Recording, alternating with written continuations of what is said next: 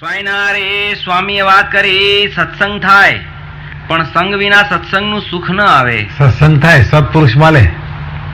સત્સંગ એટલે સત્પુરુષ, ગુણાતીત પુરુષને સત્પુરુષ કહેવાય છે. ઓળખીએ છીએ પણ એનો સંગ ના કરીએ તો સુખ નહીં આવે. એનું ઓળખાણ છે, બહુ સારા છે, સારા છે, આમ છે. સંગ એટલે જે ગોપીઓનો સંગ ઋષિ પત્નીઓએ કર્યો કહેવાય. હેતે કરીને એની વાત બનાય એનું નામ સંગ. સંગ કરીએ છીએ ને હાથે રહીએ છીએ ના, એ નહીં, હાથે તો રહે પણ એની વાત હેતે કરીને મનાય, પછી દુનિયાને છેડ રહેતો હોય ને તો એ માને તો સુખ્યો થઈ જાય.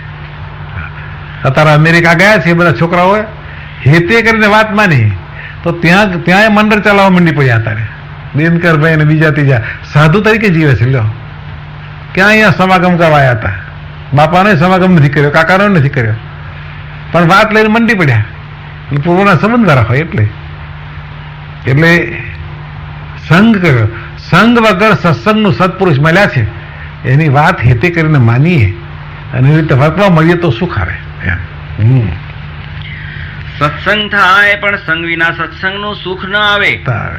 કેની પેઠે? તો જેમ ખાધાનું મળે પણ ખાધા વિનાનું સુખ ન આવે.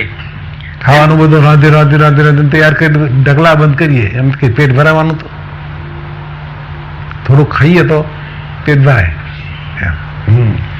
જેમ લુગડા ઘરેણા મળે તો પણ પહેર્યા વિના એનું સુખ ન આવે, તેમ સંગ વિના સત્સંગનું સુખ આવે નહીં.